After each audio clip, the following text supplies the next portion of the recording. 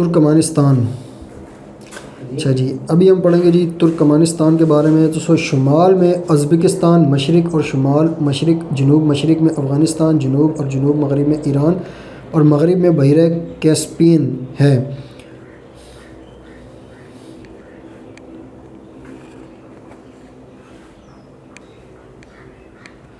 اشک آباد ملک کا دارالحکومت اور سب سے بڑا شہر ہے.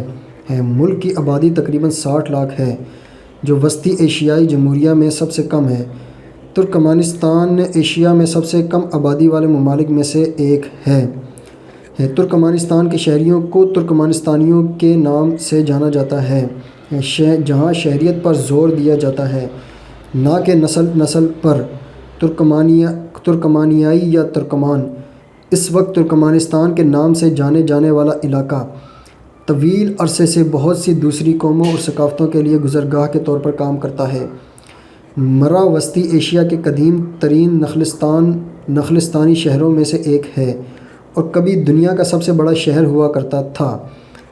قرون وسطی کے زمانے میں مروا اسلامی دنیا کے عظیم شہروں میں سے ایک اور شاہراہ ریشم کے ایک اہم پڑاؤ بھی تھا. 1881 میں روسی سلطنت سے الحاق شدہ ترکمانستان بعد میں وسطی ایشیا میں بلشویک مخالف تحریک میں نمایاں طور پر شامل ہوا. 1925 میں ترکمانستان سوویت یونین کا ایک جزوی جمہوریہ بن گیا. ترکمان سوویت سوشلسٹ جمہوریہ ترکمان یہ 1991 میں سوویت یونین کے تحلیل ہونے کے بعد آزاد ہوا. ترکمانستان کے پاس قدرتی گیس کے دنیا کے چوتھے بڑے ذخائر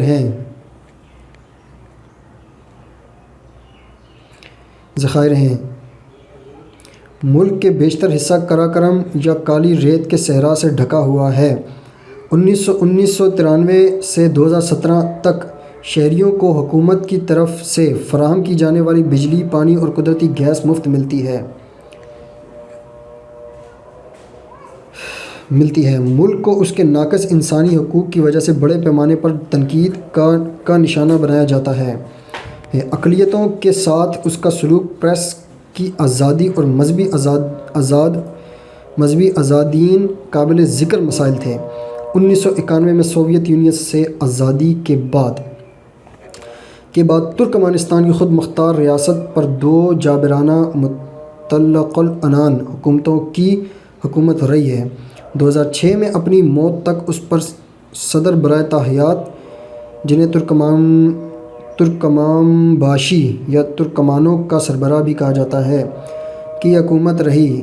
گربانگولی بردی محمد غیر جمہوری انتخاب جیتنے کے بعد 2007 میں صدر بنے. وہ نائب صدر رہے اور پھر اس سے قبل قائم مقام صدر.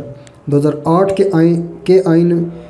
کے آئین میں سزائے موت کا استعمال باضابطہ طور پر ختم کر دیا گیا تھا.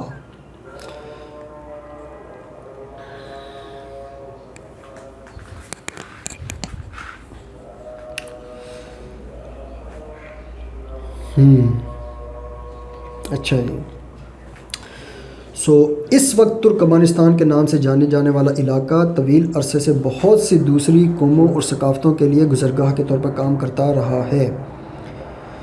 اچھا جی، کے طور پر کام کرتا رہا ہے. مروا وسطی ایشیا کے قدیم ترین نخلستانی شہروں میں سے ایک ہے اور کبھی دنیا کا سب سے بڑا شہر ہوا کرتا تھا.